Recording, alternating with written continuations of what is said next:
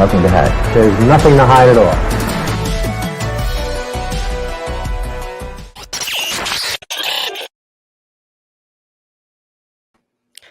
What's up, guys? Welcome to Somewhere in the Live Stream, Redux, Episode 4.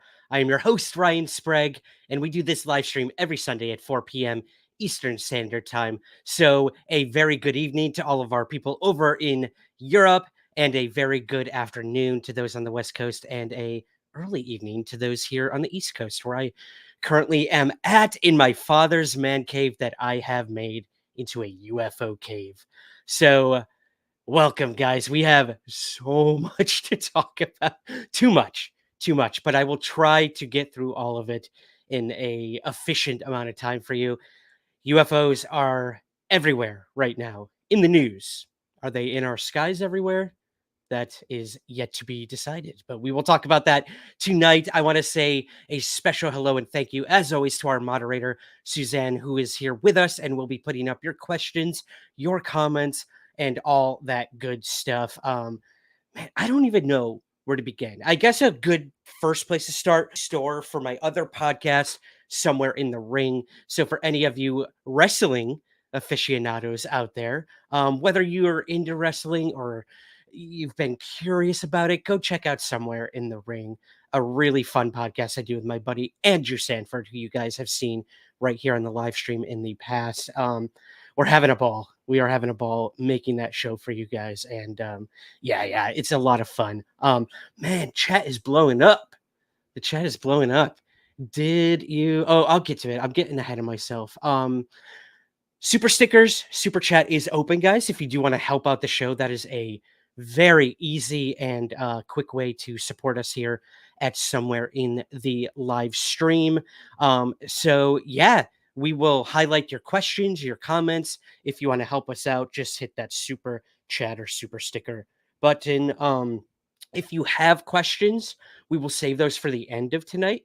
Put them in capital letters with a Q in front of it, and Suzanne or I will star those and get to those towards the end of the show. Hello to everyone in the chat. I want to say hi to B. Baker, J. Allen Heineken, as always. Douglas Sprague is here. Literally. He just felt that. I could tell you that much. He just felt that. We've got Polly here. Charles is here. Pat Gallagher, as always. Susan is here. Richard Barron. Android Paranormal. Dale Tron. Donnie Falls. Let me see. Just scrolling up, guys. Jamie Tree Talker is here. Hi, I don't join often, but this day worked out. We're so happy to have you with us, Jamie. So welcome. The biologist is here. A very, very special thank you and shout out to the biologist who I know just joined our Patreon campaign as well. So I highly suggest you guys go check that out too, where you get bonus episodes of the Somewhere in the Skies podcast, the podcast that I host every Monday. You get early access to the podcast as well.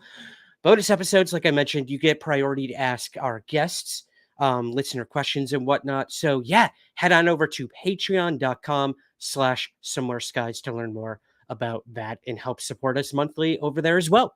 And speaking of that, interview-wise, I haven't had a lot of interviews on the podcast lately, which is going to change. There's a ton of stuff happening. Like I said, we'll talk about a lot of it tonight. But there's a lot of new books coming out, new documentaries, and a lot of new voices in the world of UFOs. And I want to speak to all of them. So we've got a Penn State history professor coming up. We've got one of the paranormal rangers, the Navajo Paranormal Rangers, is coming back on the show to talk about all the crazy things that he investigated while working out there in the deserts and investigating Bigfoot and creatures of all kinds, UFOs, ghosts, you name it. The paranormal rangers have investigated it. A couple other really, really cool interviews, unique interviews coming to you soon at Somewhere in the Skies as well. Let me make sure I got everything here. Yep. Questions, capital letters, put a Q in front of them. Oh, hit that like button. Just do it. It's so easy. It's right there. It's just right somewhere over there. I don't know. Just hit it. Helps us tremendously, the algorithms. Hit the like button, hit the little bell button for notifications. Algorithms are everything here on YouTube, and they make or break a lot of channels. So if you could, please click that right now. I'll wait.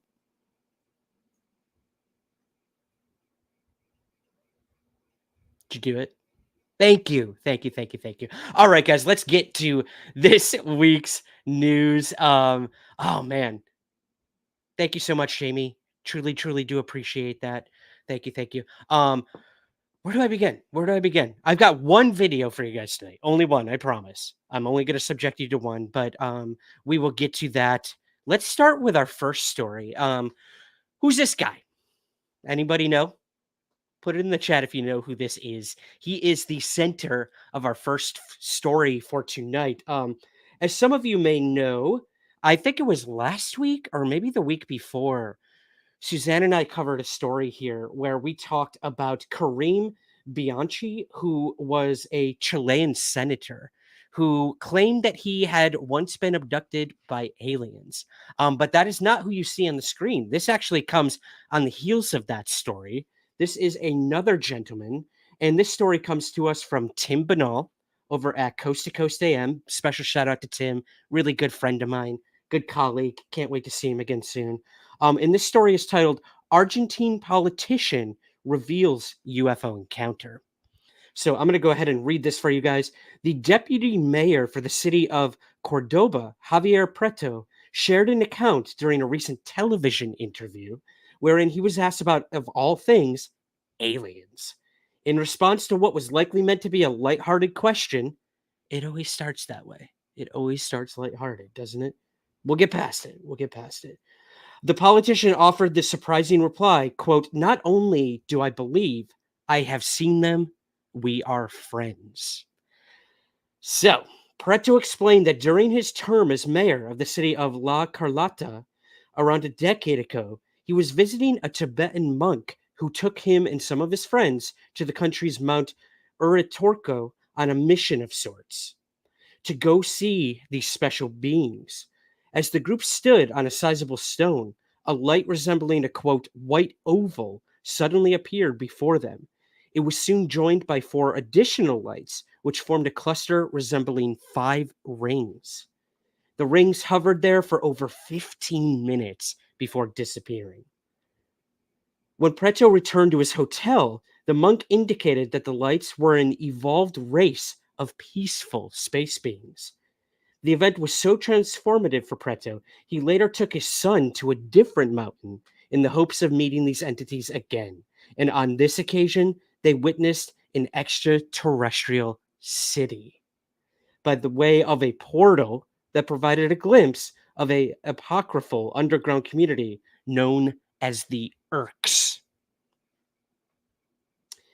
In what may be a sign of the ufological times, Preto's fantastic account comes on the heels of last month's Chilean Senator Kareem Bianchi. So, what is going on, guys?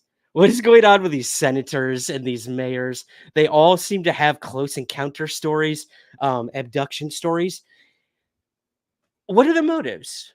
I'd love to know what you think in the chat. Do you think these are ways of getting your name out there? Here in the US, we have people like Representative Luna, Tim Burchett, and say what you will about their values, their principles, their policies, but they are in the news constantly, and that's for some other reasons, but one reason primarily, and that is UFOs. They are huge advocates for trying to get disclosure on UFOs, and it keeps them in the news cycles. It keeps their names going through Twitter and whatever on Facebook or on mainstream media. So is that what we're seeing in other countries where a lot of these politicians are coming forward because they know this will get their name out there and they're willing to take the risk of their reputation to do it? Or is it all true? Has this guy actually witnessed 5 ring-shaped, oval-shaped objects in the skies over there in Argentina? I will tell you this. The story got a little sensational there towards the end, but I would believe anyone, not just a politician, anyone who said they had a UFO sighting.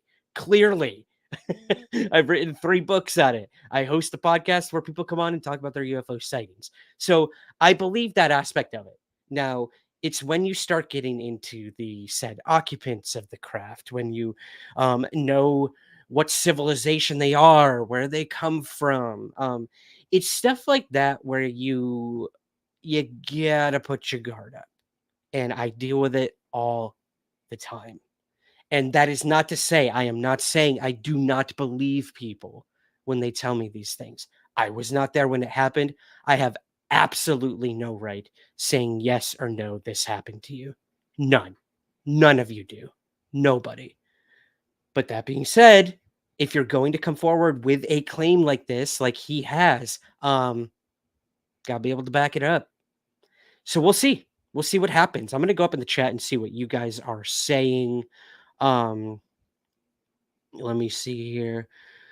Don't mind me. Suzanne is doing her job, but I'm just going to scroll up as well. This story irks me, Pat says. Yeah, me too, man. Like, I hate to be like one of those surface level people who judge by the appearance of someone, but this looks like a normal guy, like a normal politician. I know nothing about his policies, what he did for his city, but he seems pretty normal to me. And maybe I shouldn't be saying that. Preconceived notions of someone, but yeah. Again, it's the latter half of the story that really got to me, where he's talking about the Irks. Who are the Irks? I want to know more about the Irks, please. If anyone knows anything else about the Irks, let me know. Throw that into your chat GPT and see what comes out the other side of that digital highway. I would love to know. Let me see here. Hello to Polly. Hi, Charles. Ooh, E Hammer. Absolutely believe this guy. People normally don't put themselves out there unless it's true. I completely understand what you're saying. In fact, that could very well be the case. He does have a lot to lose by coming forward with this. But in today's world, where we're all about getting headlines and clicks and all that good stuff, is he willing to take that risk to do it? Look at all these reality television shows, like the worst, the dregs of the entertainment industry. These shows, like I see them all the time. I'm guilty of watching them. My sister is a huge self-proclaimed reality television show junkie and watches some stuff that I just have to leave the room. I can't even stand or stomach a lot of it. But that being said, like, people will do anything for attention, or to be a celebrity for, get their 15 minutes of fame. And I don't know. I hope that's not the case with this guy and the story he's telling. Only time will truly tell. So, yeah, I thought that would be I guess, fun sort of story to start with. It seemed like a very peaceful society, the Irks, and just wanted to kind of show him some stuff and bring him through a portal with his son, which is kind of cool, if you ask me. So yeah, I thought that'd be a cool, fun story to start with, guys. Let's get to our next story. Ooh, here we go. We just talked about Luis Elizondo's upcoming book last week. And what happened? People started pre-ordering the book, myself included, in anticipation of what is going to be said in the book. But apparently, people who pre-ordered a version of the book on Amazon, they already know what's in the book. And if you're watching this on YouTube, you're seeing right there, there's nothing in it. It's just lines, blank pages. So what's going on? What's going on? This story comes to us from 404 Media, and the title is Amazon sold fake copies of Elizondo's upcoming book. So let's talk a little about this from the article. Imminent Inside the Pentagon's Hunt for UFOs is on pre-sale right now on Amazon and set to release on August 20th. However, some pre-order purchasers were surprised when their book showed up almost a few days after ordering. And this is what some of them had to say. They got versions of a book that had absolutely nothing in it, or, as we'll see, they got books where a lot of what was in it, the text, was clearly written by some sort of AI, probably like a Chat GPT or something. It was that digital vomit that AI spits out that, most of the time makes absolutely no sense, was clearly written by an algorithm, and yeah, just is not the book we want, is not the book that is supposed to be out there. So while the fake version's cover is almost identical to the real book, the real title of the book is Imminent Inside the Pentagon's Hunt for UFOs.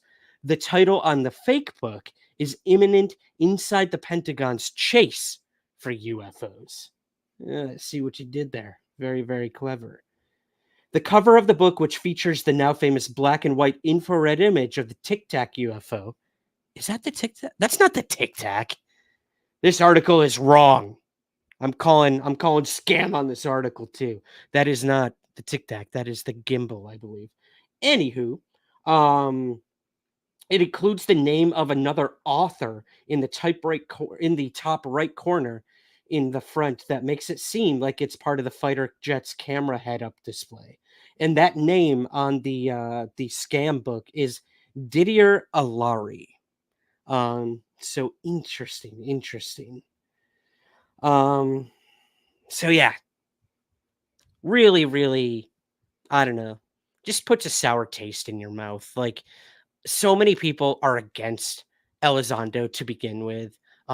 They want this book to fail. They want Elizondo to fail. Where on the flip side, a lot of people still support him and everything he's said up until now, and they are eagerly awaiting what is said in this book. And of course, when a book is very highly anticipated, somebody's going to take advantage of it. I mean, you look at when Disney animated movies come out. What comes out like maybe a couple weeks before it or during it? And that's these really low budget knockoff versions of Disney movies. And the hopes are that naive parents will just, you know, go and buy this cheaper version of what they think is the Disney movie. And when they put it on for the kids, they soon realize I got scammed. So that is what is unfortunately happening to a lot of people with the Elizondo book Imminent. And it's sad that this is kind of the first major story to come out since the announcement of the book. But I guess, if I was someone like Elizondo, you got to make lemonade, out of the lemons, man. Like, you gotta turn this around and use it as a positive. And this could be good publicity. To at least get more people to be like, what? This book is going to be so hotly debated and anticipated that people are coming out with a fake version of it. I got to get the real thing when it comes out. So who knows? Who knows? There is a million sides to every story, and there is two sides to every coin. So we'll see. We'll see what happens, what the fallout is from this. But I do feel bad for those who were scammed. I got to go make sure I wasn't one of those people, to be honest, because like many people, I just go to the first link I see when I type in imminent Elizondo and I click the button to get the pre-order. So I very well could be one of those people who gets one of these versions. I certainly hope not. It hasn't arrived yet, and I pre-ordered it. Probably about a week ago now when I announced the book last week. So we'll see. We'll see what happens. Um, just going up into the chat one more time. See what you guys got for me. Tad says, PSYOP? Who knows? Who knows? You never know what to think when you're dealing with these intelligence people. And again, I'm not saying that this is a psyop being done by the likes of Elizondo or anything, but could it be his detractors within the Department of Defense or people like that? Is this just a way to continue to muddy the waters and try to get ahead of the story before any of the stuff in this book gets out? I will say this. I'm calling it right now. Look at what happened when David Grusch came forward, and we will be talking about David Grusch a little bit later. He's back in the news again. Uh, And look at what happened when Elizondo first came forward. A huge article came out, I believe it was in The Intercept, that completely tried to destroy Elizondo and his reputation. And then Grusch came forward, and what happened? I believe it was The Intercept once again who went after the credibility of David Grusch. And look, I'm not against going after the credibility of someone who brings forward such bold claims. If you are going to come forward and you want to be a public figure, you do have to deal with the consequences of that. So, while it might suck and a lot of people don't agree with what was done with Grusch and Elizondo, these hit pieces, quote unquote, as people call them, it was bound to happen. And both of them probably knew that going into it. And if they were still willing to take that risk and still willing to come forward with what they know or what they believe they know or what they were told, that's on them.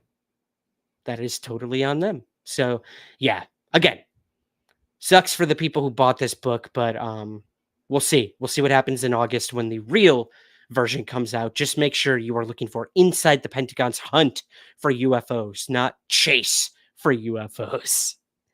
And that's the damn gimbal, not the Tic Tac. Come on, 404 Media. Get with the program. All right. We are staying on the Elizondo train this week, guys. This is an interesting story that actually came out within the last couple days by our good friend and colleague over at the Black Vault. That is John Greenwald Jr. And this is a pretty interesting one. So bear with me here. I do want to get the details on this right because I am in the entertainment industry and I love any stories that mix UFOs and entertainment. So this is from John Greenwald. Like I mentioned, the title is FOIA Request Unveils DOD's Review of Leslie Kean's UFO Screenplay as submitted by Luis Elizondo. All right, let's go. The Department of Defense has issued a response to an FOIA Act request submitted by the Black Vault on July 26, 2022. The request, identified as case number 22F1178, sought to obtain records including manuscripts, videos, and photographs submitted to the Defense Office of Pre-Publication and Security Review, DOPSR. We just talked about DOPSR, I believe, last week. This office that has to make sure there's nothing classified in Elizondo's upcoming book or, the articles written over at the debrief when David Grusch came forward, or the interviews done by Ross Coulthard with News Nation, stuff like that. DOPSR has to look over all of this stuff to clear it. Although the request aimed to uncover info related to either Elizondo's highly anticipated book or potentially other material he submitted for public release, it instead revealed the pre-publication review of a screenplay adaptation of Leslie Kean's book, UFOs, Generals, Pilots, and Government Officials Go on the Record. So if you're watching this on YouTube right now, you see the book cover right there. It's a New York Times bestseller. I love the book. I've referenced it many times in many of my episodes. In fact, this book, UFOs by Leslie Kean, was the inspiration for probably my most downloaded podcast episode of all time. And that's the episode I did on the Tehran UFO incident. She actually had in this book, Parviz Jafari, a fighter pilot in Tehran. She had him write his own chapter on his UFO incident. So I do feature a lot of quotes and stuff from that book in my episode. So if you want or you haven't heard it yet, go back in the archives and look for my Tehran UFO incident episode. I also have a text version, an article I wrote with more information on my Medium page. I believe there's a link in the show notes for my Medium page as well.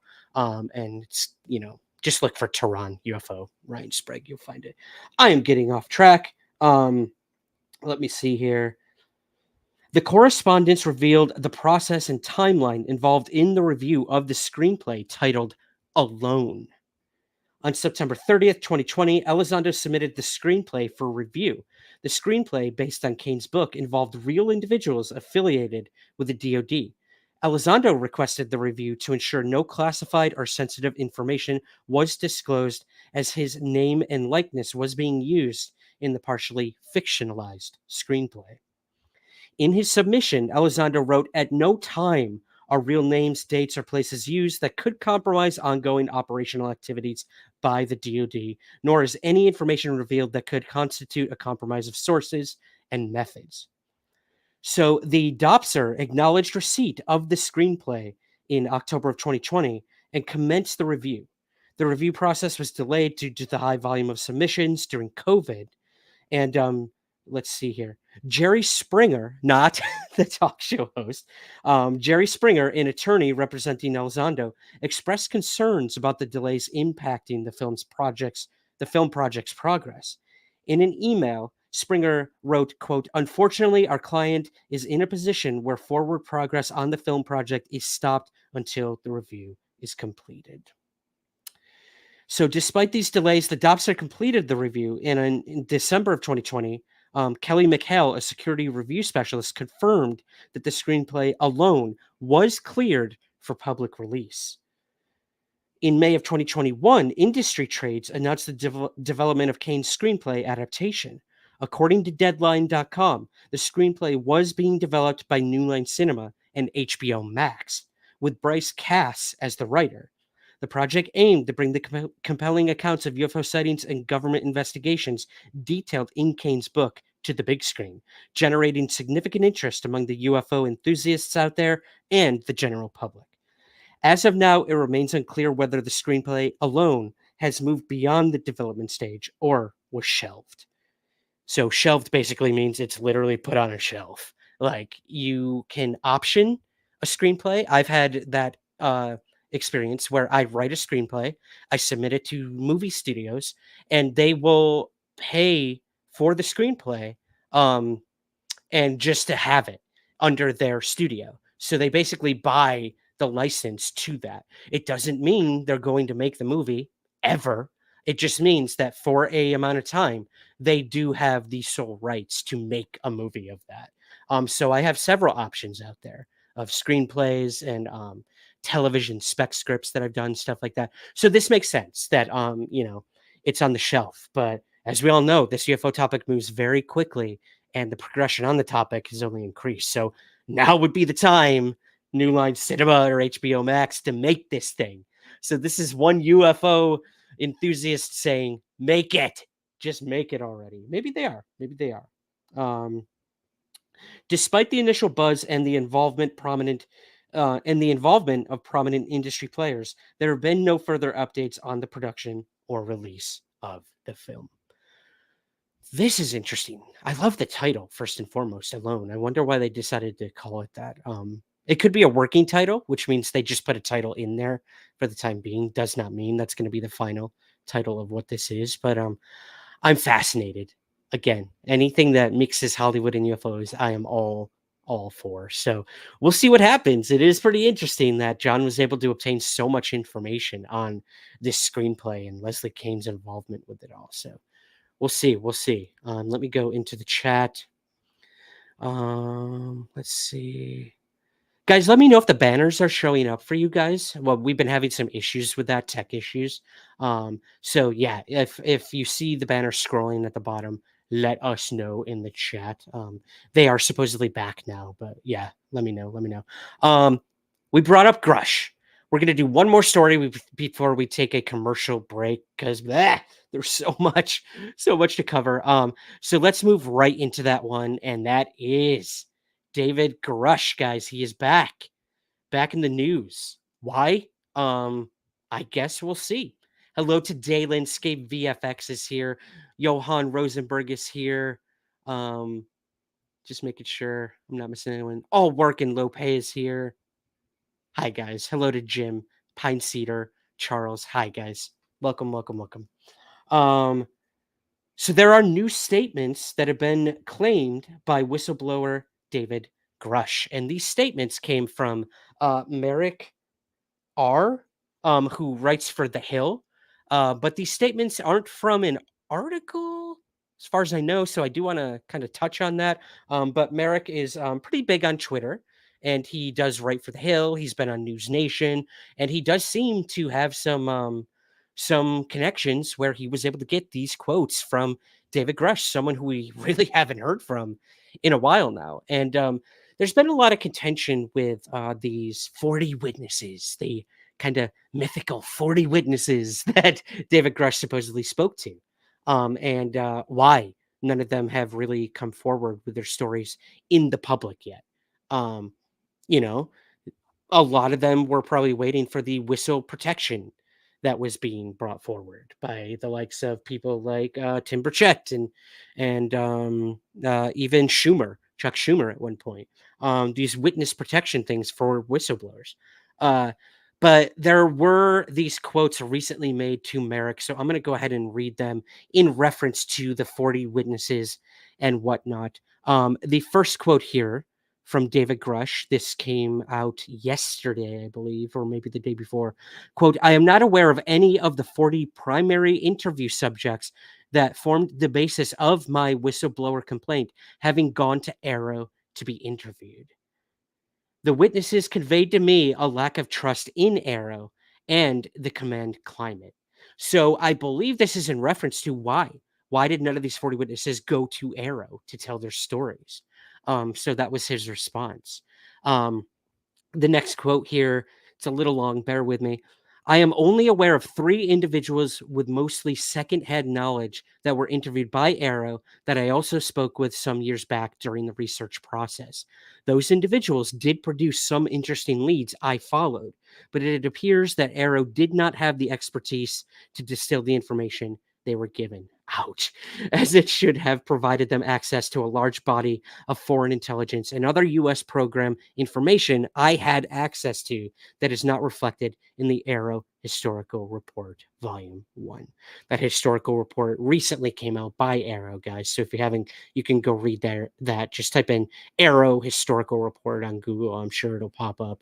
And then this last quote, this last statement made to Merrick is in reference to so Senator Gillibrand, who we all know has been an advocate for UAP, I don't want to say disclosure, but maybe transparency is a better word. Um, and she has held several hearings on the topic in the past, and she has sort of had a working relationship with Dr. Kirkpatrick of Arrow. I don't really know the right definition to say her connection to Arrow. But that being said, apparently there is going to be an upcoming hearing that Senator Gillibrand will be involved with when it comes to Arrow and the UAP topic again. So a lot of people want to hear from these witnesses that David Grusch has said that he has spoken to and interviewed, that he knows where crashed UAP material is being held right now in real time, who was in charge of the programs, all of that, all of that. So why don't some of them come to the hearing? So we'll see. This is what he said about Senator Gillibrand, because I think she might have made a reference to these witnesses at one point. He said, Senator Gillibrand does not have access to my witness list, so I'm unaware how the senator allegedly has made any assessment in that regard. She's clearly been very critical and I guess, skeptical of these witnesses because she has not spoken to any of them, apparently. Um, so I don't blame her for being skeptical at all. Let's see what B. Baker says here. If you have 40 supposed witnesses that are protected, yet nothing comes out, I think folks are right to be skeptical of the claims made on the significance of these witnesses. 100%. I agree with that. I do agree with that. I had a one-star review of the podcast recently because of some critical claims, not claims, some criticism I had of David Grusch recently. And this person said, how dare you? How dare you say this about an American patriot? And look, I'm all for patriots. I'm going to bring that up later in the show. But that being said, with the big claims being made under oath at this point by David Grusch, the fact that we haven't heard from these 40 witnesses does concern me. Why? Why have we not? It just doesn't make logical sense to me at all. Dalen says, this sounds all like false promises and more fluff. As usual, Ryan Sprague is the fence sitter. I'm staying open to all of it, because recently Tim Burchett actually made some comments to Ask a Poll, where he said that some of these witnesses that David Grusch has spoken to, they plan on having at an upcoming hearing. I believe this hearing is different from the Senator Gillibrand hearing. Correct me if I'm wrong, guys. I'm not up on all of the political UFO stuff. I'm just relaying what I've seen online at this point, and this is what I saw. These statements about Grusch. B. Baker says, "Why doesn't at least one witness do an Edward Snowden?" Good question. Good question. Out of 40 of them, you would think that maybe one of them was willing to fall on the sword at this point, but I don't know. Donnie Fall says, "Didn't he say he would provide a list to Congress after the hearing?" Yes, Donnie. In a skiff. If that was done, I don't know. No political people have come forward and said that they've seen the list or spoken to anyone. But if he could at least provide locations where this stuff is being held and whatnot, like, let the Congress people take it from there. That's my opinion. That's definitely my opinion. Donnie says, oh, I'm sorry. Oh, J. Ellen Heineken says, "I feel like we're close to being back to pre-2017. No, please, no, J. Ellen Heineken. I hope that is not true. It seemed like we were making such progress." Jim says, question, "Has Grusch revealed more about his whistleblowers in a skiff?" I don't know. Supposedly. At one point, the skiffs were not happening. They got shut down immediately. But I do know some took place. I believe that some representatives were present in the skiffs, but they can't talk about any of the stuff that was said in them, I guess for good reason. So I don't know. I do not know. Android says, "We have not heard from them because Grusch only gave it to the ICIG, and they will not release any details because of an open and ongoing investigation." That is a very good point. And I forgot that too, actually. This complaint that Grusch brought forward is still ongoing. So there is a lot he cannot divulge, a lot he cannot say publicly, because it is an ongoing investigation. Come on, guys. Like, this could be the biggest, like, bombshell in the history of man and woman. Like, get on this investigation. I know it takes time. I don't want to be one of those people who says, "I want the answers right now, right now." It all takes time. And we've heard that from the likes of Elizondo and Grusch and people like that for a while now. That disclosure is a process, and we have to do it as carefully and as legally as we possibly can. So yeah. Good, very good point. Thank you for bringing that up, Android. I forgot about the ongoing investigation. Yes, biologist. The skiff immediately following the hearing was denied with good reason. Like, this is the first time any of them were hearing about it. So a lot of people were probably caught very off guard, and did not have the clearances to even get into a skiff as they may have once thought. I'm talking like Burchett, Luna, like stuff like that. Matt Gates, all those people. Garcia, even. So yeah. We'll see. Jim, thank you for joining us, buddy. We'll see you next week. This will be in the archives for you to watch at any point. All right, guys, let's see. It is time for a commercial break. And then we're going to jump on the other side with some, we're getting into scary territory. We're going to be talking about an update on the Calvine UFO photographers. So stick around for that. That's pretty cool. We also will be talking about a dead body recently discovered near Skinwalker Ranch. So, that's a little scary. We'll hear more about that on the other side. So take a quick break, get some water, get a beverage of choice, and I will see you on the other side. Stay tuned for more somewhere in the live stream, guys. Hey guys, Ryan Sprague here, host of Somewhere in the Skies, and I just wanted to let you know about an awesome event that I'm going to be partaking in on June 28th and June 29th. Small Town Monsters presents Monster Fest 2. The event takes place in downtown Canton, Ohio.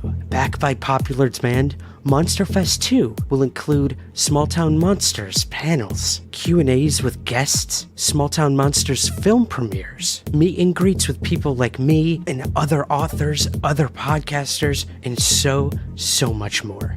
And if you have kids under the age of 12, they get in for free. So I hope you'll join me and so many others at Monster Fest 2, taking place June 28th and June 29th in Canton, Ohio. To learn more and to get your tickets, visit smalltownmonsters.com. Again, that's smalltownmonsters.com. And I'll see you at Monster Fest 2.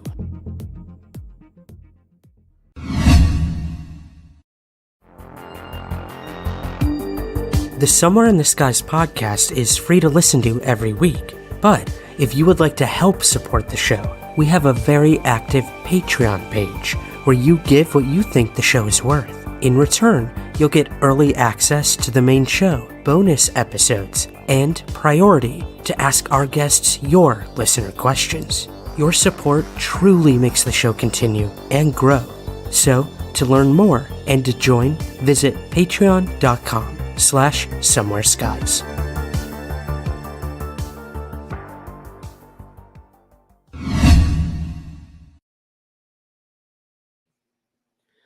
Welcome back, guys, to Somewhere in the Live Stream. And hello to anyone just jumping in. We just covered a ton of UFO news about Elizondo's upcoming book and a scam that happened with that people are getting the book early and it's not the book. We talked about David Grusch, new statements made to him to Merrick over on Twitter. What are those statements for? I do want to know that. If anyone in the chat has any information on that, I did personally reach out to Merrick to get more clarification on why those statements were made. Are they for an upcoming article at The Hill? Why? Why did he all of a sudden just make all of these statements? And why did Merrick decide to just publish them on Twitter? I'd like to know, to be honest, as many people would. So maybe we will get more clarification on that in the very near future. But a shout out to Merrick for getting those statements for sure. The super chat and super stickers are open, guys. If you want to help support Somewhere in the Live Stream and Somewhere in the Skies, that is an easy way to do that. There is a super chat and super sticker option right under the live chat. You can go ahead and do that. If you use the super chat, I will get to your questions first and foremost at the end of the show for that as well. Or if you want to become a member here on YouTube, you can do that. You get all the same perks and rewards as you would as a Patreon subscriber too. Or you can just easily join Patreon, patreon.com/somewhereskies. All ways to help out the show. There are so many unforeseen costs that go with stuff like this that you're watching right now with the podcast and everything in between. So all of your support is tremendously appreciated, and every penny goes back into making Somewhere in the Skies and Somewhere in the Live Stream bigger and better. If you can't help that way, all I ask is that you click like on this video right now, subscribe to the channel, click that notification button, all of that. Share the show. Share it with that other weirdo in your family. You know, right, Dad? Anyways, let's get to our next story, guys. We talked last week about Tim Burchett going up against the Department of Energy on the congressional floor, and it got pretty heated in terms of like, what are they doing about UAP incursions over nuclear plants, nuclear facilities, stuff like that. And there's a rich history of that happening. We've covered it tremendously on the show. I'm going to mention one more episode I want you guys to go check out in the Somewhere in the Skies archives, and that's our episode with Mario Woods, who worked security at a nuclear installation and had one of the most dramatic UFO encounters I've ever heard. I had the amazing honor and opportunity to interview him for the podcast and for my most recent book, Stories from Somewhere in the Skies. I believe it's the last chapter of the book because I wanted to end the book with a bang, and we certainly did. So, yeah, there are so many UFO and nuke stories out there. So we're going to talk about one of those instances right now that recently came forward. And this is a really cool story. I want to get this right because we have not talked about this gentleman yet on the show. This comes to us from Dustin Slaughter, who runs the UAP Register. So if you're not registered or subscribed, go check out UAP Register. I will retrospectively put a link for that in the show notes as well. I'd have to find that. My dad said, yes, Rye, he is becoming one of us, guys. Google gobble, one of us. Google gobble, one of us. So this story from Dustin Slaughter is titled UAP Incursion at Pantex Nuclear Facility Revealed in Newly Released Document.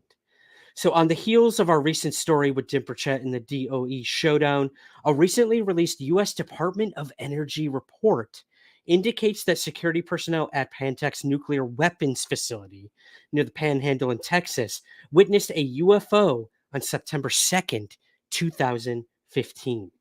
The Pantex facility, originally constructed as a conventional bomb plant in 1942, now plays a significant role in the production and disassembly of U.S. nuclear weapons and is considered a highly sensitive national security site by the federal government. Wow. Disassembling. There's that sound, but I sound drunk. Disassembling nukes. No, thank you. No amount of money would be enough for me to do something like that. According to the report, Pantex security personnel were alerted to an object described as a quote, diamond shape, with it being more round at the top. Personnel were then dispatched to follow it and obtain as much info about it as possible. Following this incursion, the object continued traveling north of the Pantex plant. Security followed the UFO for several miles before it, quote, was no longer visible. The incident is notable not only for the highly sensitive nature of where it occurred, but also because there is other documented evidence besides the observers present during the incident. According to the report, the object was also tracked by ground radar and photographed by personnel at a nearby radar tower, likely located at Rick Husband Amarillo International Airport. So images of the object were subsequently analyzed by the Department of Energy and Sandia National Labs. Whatever conclusions were drawn from this data about the object and incursion are not known. The images in the report were redacted, alleging the need to protect unclassified controlled nuclear information. So the UAP register has appealed for the release of the images and is filing another request for additional analysis from Sandia and is considering litigation to make more data public. Damn, go UAP register. I love that tenacity. The Department of Energy did not respond to repeated requests for comment, including whether the investigation into the Pantex incursion remains open and if then Energy Secretary Ernest Moniz was made aware of the incident. I wonder if the most recent secretary was made aware of it, the one that we saw last week.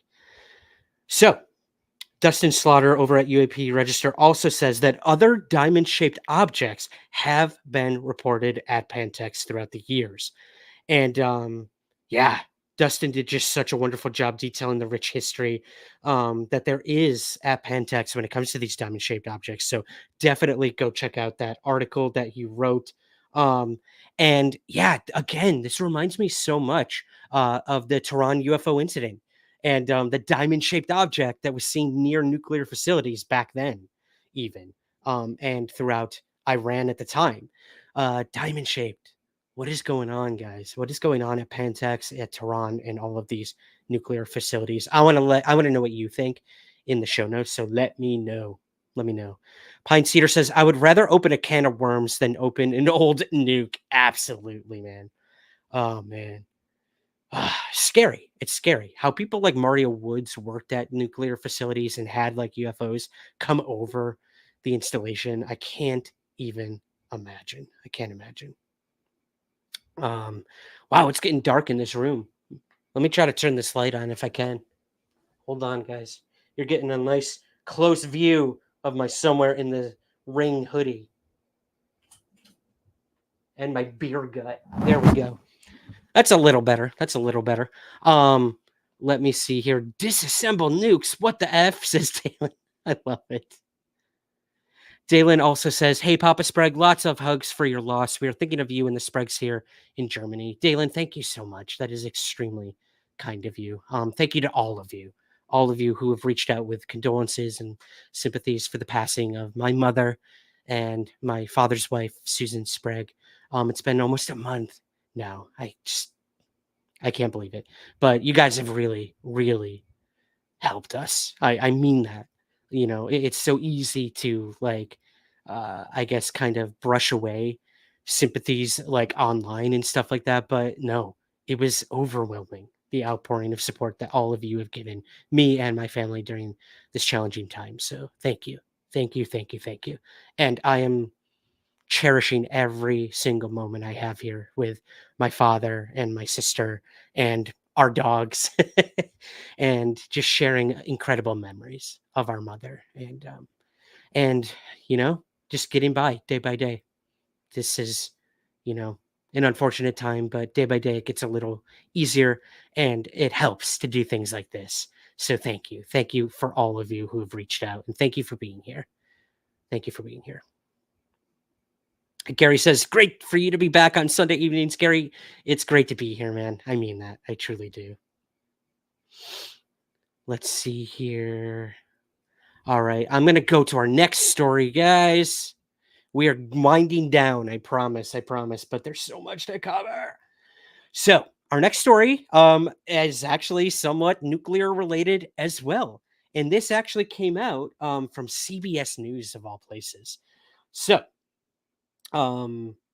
this story is in relation to one we covered on a live stream in the past where veterans who have worked at top secret installations such as Area 51 through Skunk Works or all of these test sites out in Nevada, that they have suffered illnesses from things they worked on at these facilities, whether it be toxic materials, nuclear weapons, or even possible UFOs a la Bob Lazar and stuff like that. People have claimed that they got sick and that the big problem was that through veteran affairs and things like that, they were not getting help from the United States government for the illnesses that they suffered while working at these installations. Why? Because they, quote, never worked there. Like that loophole. Sickening. Absolutely sickening. So I'm going to go ahead and play this video from CBS. It's really good. Hopefully we don't get bumped off here by copyright, but I'm going to go ahead and play the clip for you guys and give you more context on this story, the people involved, and what they are doing now to try to get compensation for their medical problems suffered at the hands of these installations that they worked at. Give this a watch.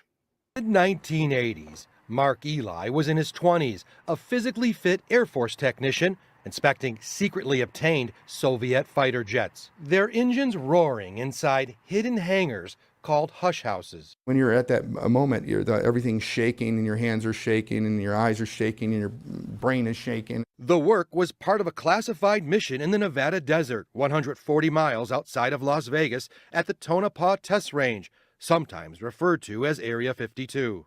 The mission was so under wraps, Eli had to sign this non-disclosure agreement. Upholding the national interest was more important than my own life. That's not just talk. The loss of my health. Eli, now 63 and living in Naperville, Illinois, is confronting life-threatening consequences. It scarred my lungs, and I got cyst on my liver. From the radiation, he says, he was exposed to there. I started having lipomas, tumors inside my body that I started having removing. My lining of my bladder was shed.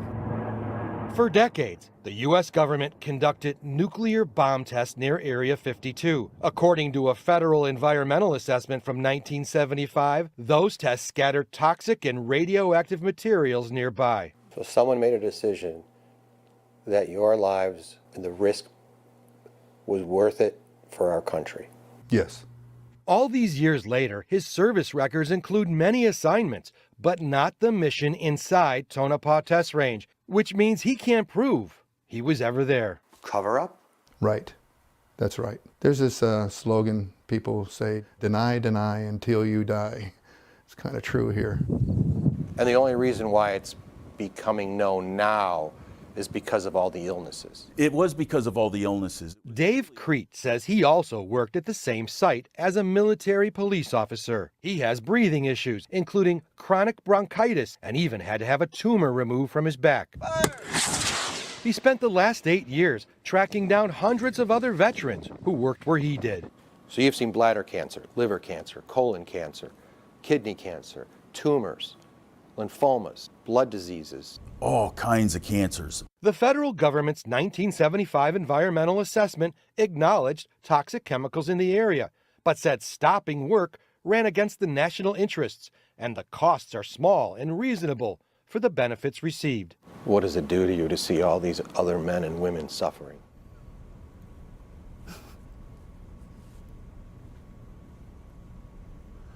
How many people they hurt.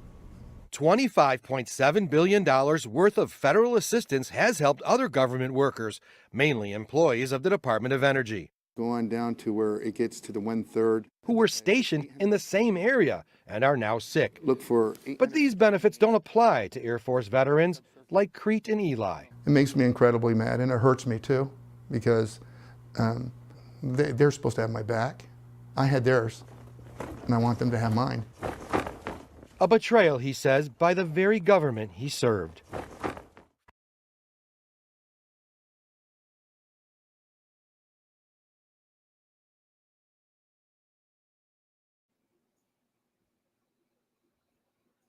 Sorry, I was so upset I had my mic on mute, guys. Deny until you die.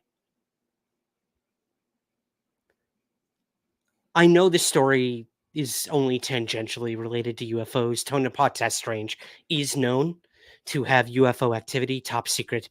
Aircraft have been there. Clearly, a lot of things have been going on there. It is somewhat a part of Area 51. Hi, Layla. Layla's here. Come on up. Come up. Come here. Layla's here, guys. I'll try to get her up here. Aw. Back to Tonopah. There she is. Hi. Man, she's been sneezing a lot. I think she has a cold. All right. On a more serious note, my partner Jane worked at a veteran hospital in New York City for a while. And I just recall her coming home and just telling me, describing the state of hospitals, like veteran hospitals and whatnot. And just the horrible state that a lot of these veterans are in because of the lack of funding for them. They come home from war, they come home from service, and they need help. And the government who put them into extremely dangerous and unhealthy situations do turn their backs on them. And that is very unfortunate. I'm very anti-war. I would even claim myself to be a pacifist in many ways. I like fake fighting, clearly. But at the same time, like, people who risk their lives to work at these highly sensitive installations and then come out on the other side with cancers and whatnot, and they're not getting compensation for that, to not even like money to spend, money to pay the health bills, to just keep them alive because of the work they did. I don't know what else to say. It's absolutely sickening. And if there is any type of UFO activity out there and some of these health issues were caused by those, which we've heard too, I'm not relating that to cancer or anything like that, or making light of the situation. It is possible, that some of the technology used in said UAP could cause health issues. We saw things like that with the Rendlesham incident too. Then again, it's horrible. It's absolutely horrible. So yeah, more than a UFO story, I just thought that was worth covering because it took place at quote unquote Area 52, a place that many people believe is where a lot of the stuff that happened at Area 51, once that all blew up and became public, it was all swiftly moved to Area 52 and other places as well. So yeah, interesting story nonetheless. I hope that a lot of these men and women who are kind of advocating for this and suing the U.S. government, that they do get the benefits that they so rightly deserve. Man, deny till you die. That's gonna stick with me. That's gonna haunt me. But yeah, let's move on. Let's move on to our next story, and that is,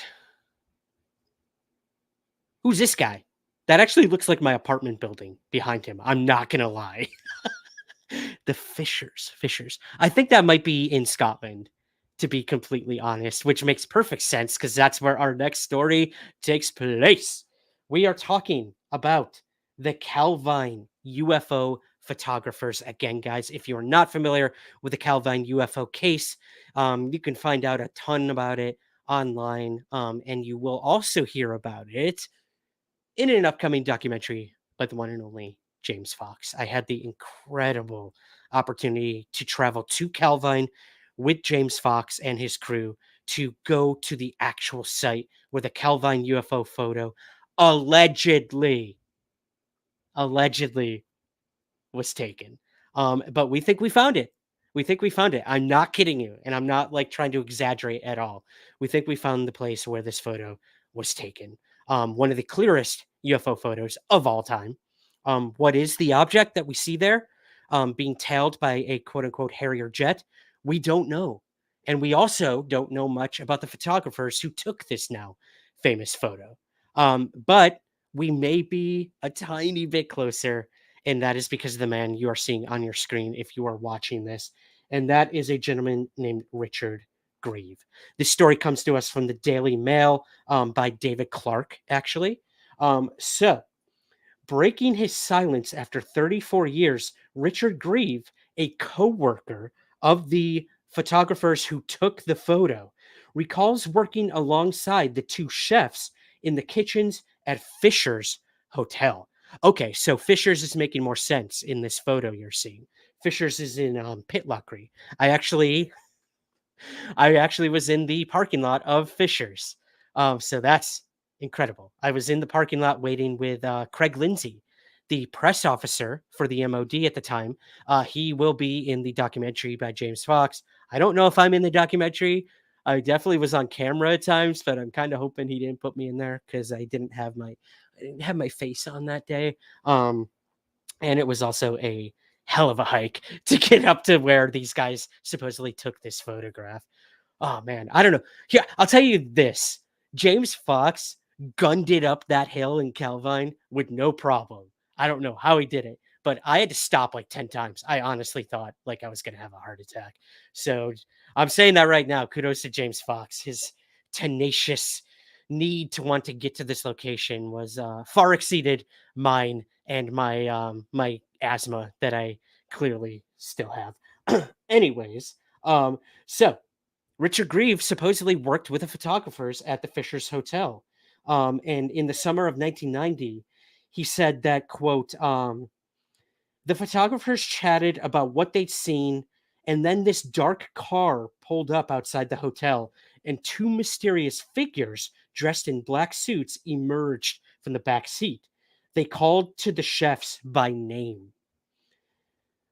They said, "Cigarette break's over, lads," and one of them barked to the rest of the group, "In you go and mind your own business." The pair were then led off somewhere for a chat. So Richard says that the two were very different young men than they were the day before all of this happened. Their, quote, demeanor changed. They stopped showing up for work, they went off the rails, and one began drinking heavily. He was sacked soon afterwards. One was usually outgoing and larger than life and became introverted and sullen after all of this. Within a few months of that visit by these, quote, men in black, they both left the hotel, and I haven't seen them since.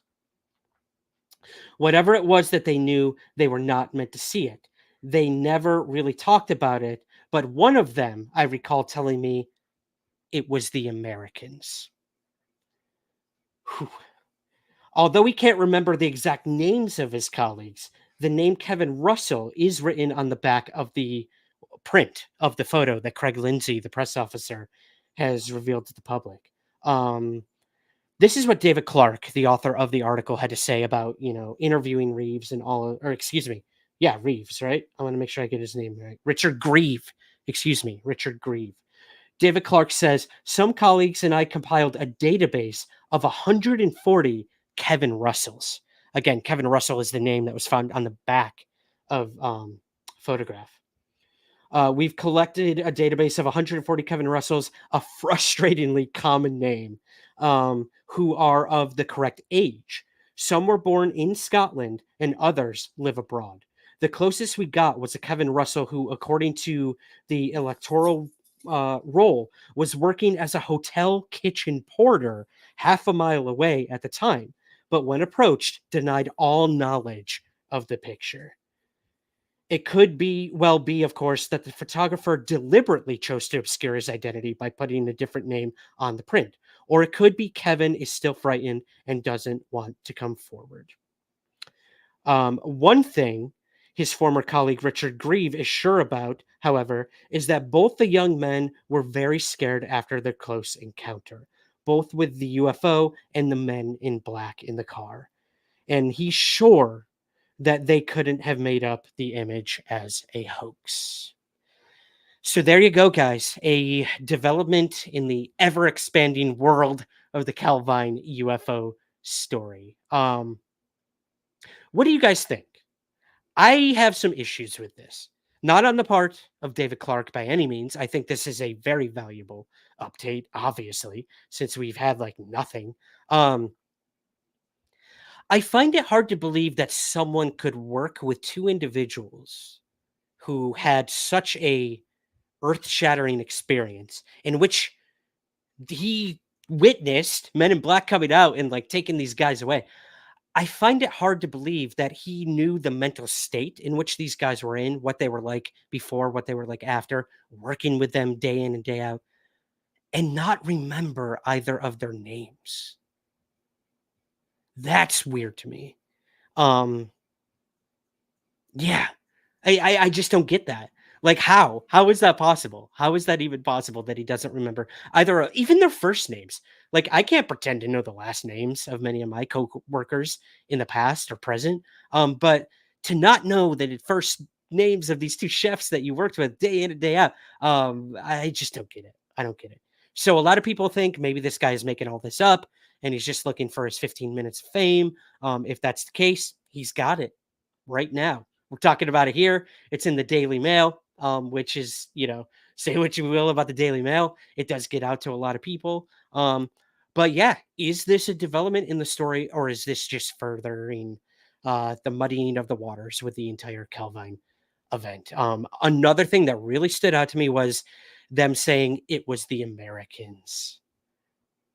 A lot of people believe that whatever this craft was, it was a top secret military aircraft, perhaps the mythical Hope Diamond, as many people have said. But again, we're talking mid-1990s. Stealth was just coming around. Could this have been some sort of stealth aircraft the United States could have been testing over there in Scotland? What better place to test something than in such a remote area? And when I say remote, guys, I mean remote. We walked miles and miles and miles and miles, or kilometers and kilometers, to get to the site where this photo was supposedly taken. And there is nothing out there. There's also no bodies of water. So if we are to believe that where I was the location where the photo was taken, a lot of people believe that it could have been water. And what we're seeing is a small island in the middle of a loch with a possible boat in the water. Anything's possible. I'm not saying that's not what this photo represents, but I'm telling you where we were, if that is to be the site where this photo was taken, there's no water anywhere. So make of that what you will. Make of this story what you will.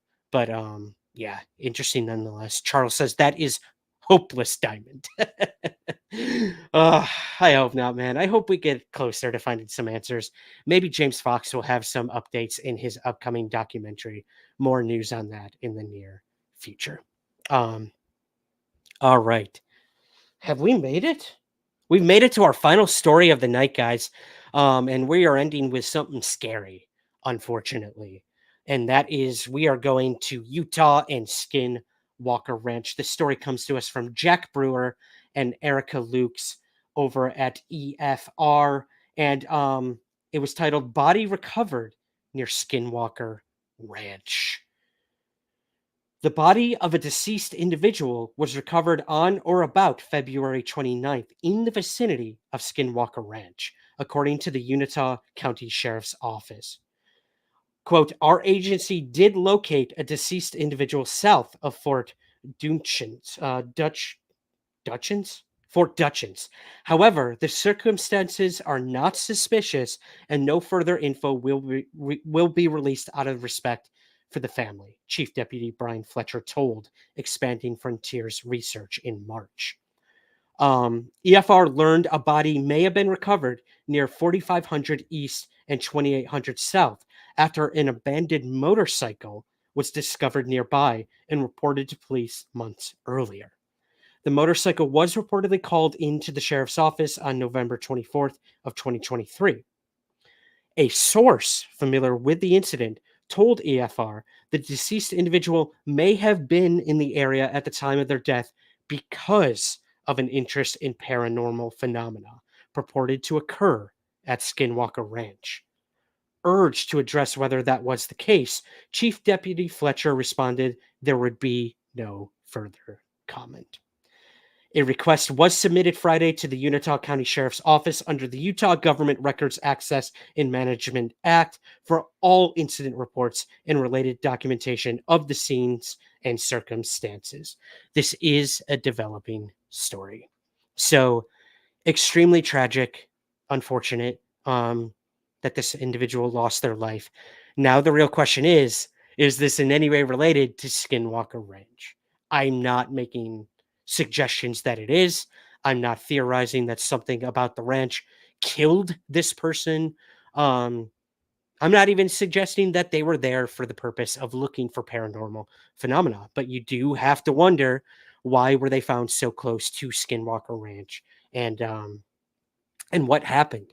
Unfortunately, a lot of people do lose their lives investigating things, whether it's in haunted houses.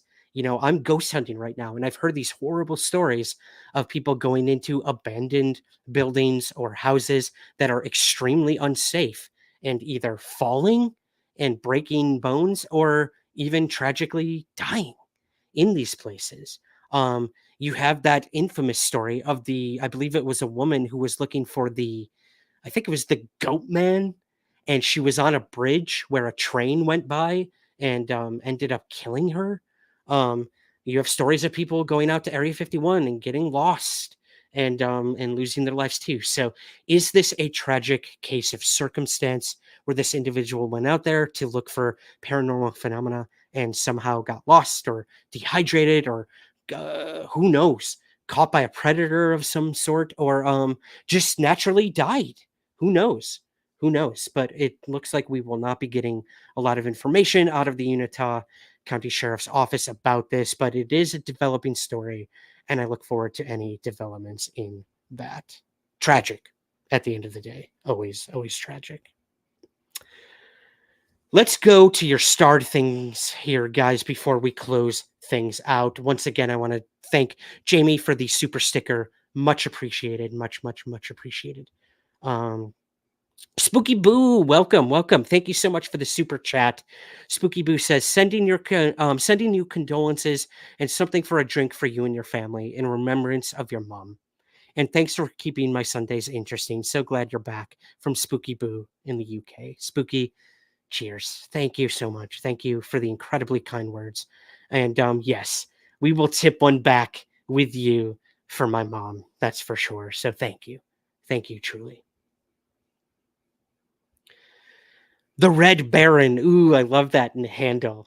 I love that handle. We actually did a Patreon bonus episode about the Red Baron chasing a UFO. So go back in the archives and look for that, guys. That was a fun one. Is it true? Couldn't tell you, but interesting nonetheless. Red Baron asks, doesn't the wording in the most recent NDAA softly confirm the existence of the phenomena? If you were to replace the language of NHI to unicorn, you could see how ridiculous opposing the bill is. All of this stuff, Red Baron, has to do with wording. And that goes for the side of wanting transparency and disclosure and the side of wanting to keep it all continued secret and contained. Wording is key when it comes to all of this NDAA stuff. And it is a war of words right now. I can tell you that much with those involved. So we will see. Maybe the term NHI does rub me the wrong way, because that could mean a million different things. Like NHI could mean anything, including artificial intelligence. So make of that what you will. Make of that what you will. Polly says, I think in South America, pilots are only starting to feel the urgency to talk and the strength to do it. I believe you're referring to our first story about the Argentinian mayor who actually came forward with their encounter. So, yeah, maybe there is an urgency. Maybe they know something we don't about some sort of disclosure coming down the pipeline, whether in South America or abroad. We'll see. We'll see. But an urgency to talk about it, I'm all for that. More urgency, the better.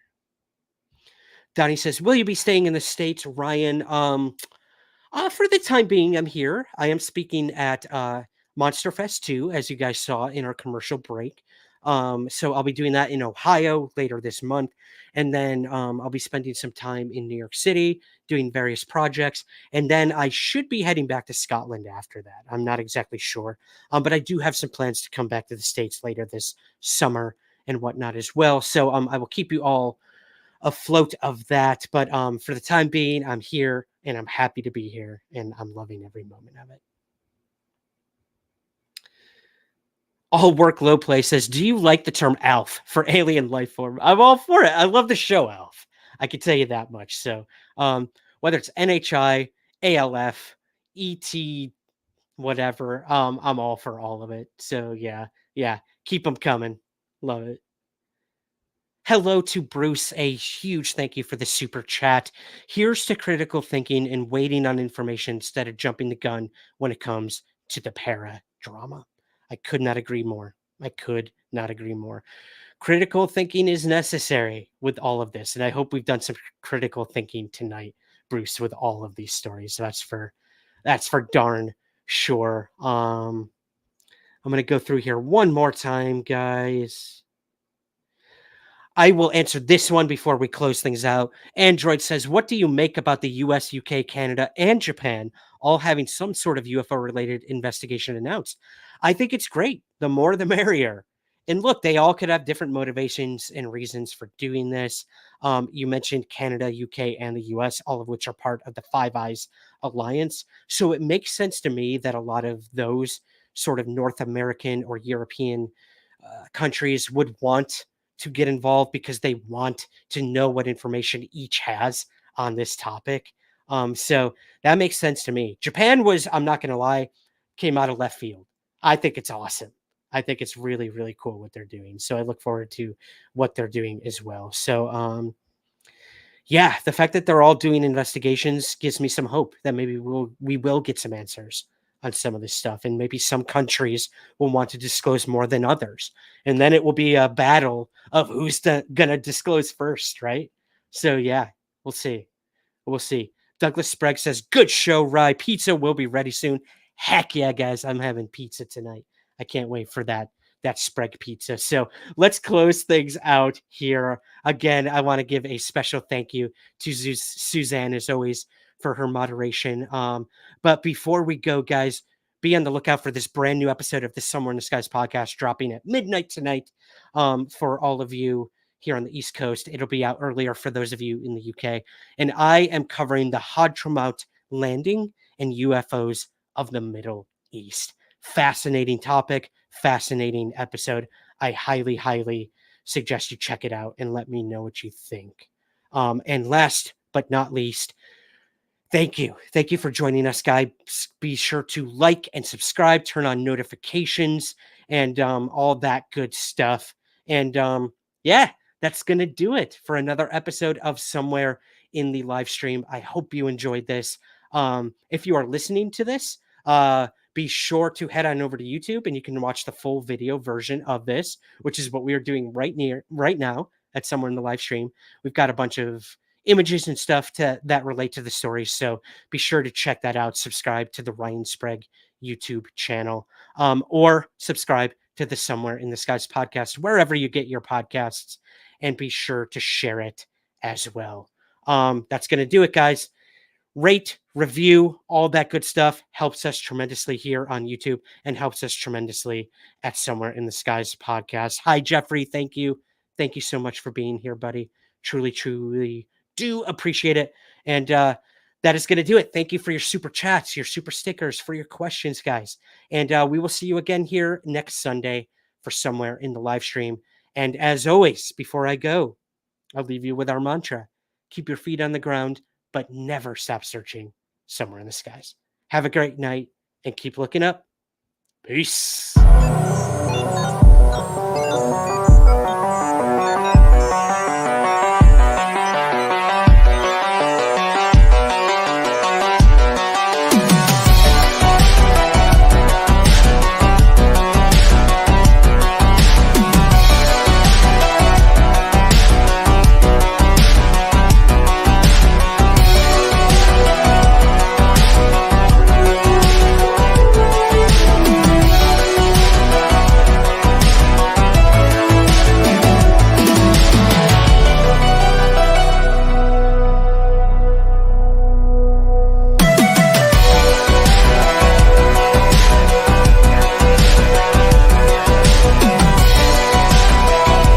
There's nothing to hide. There's nothing to hide at all.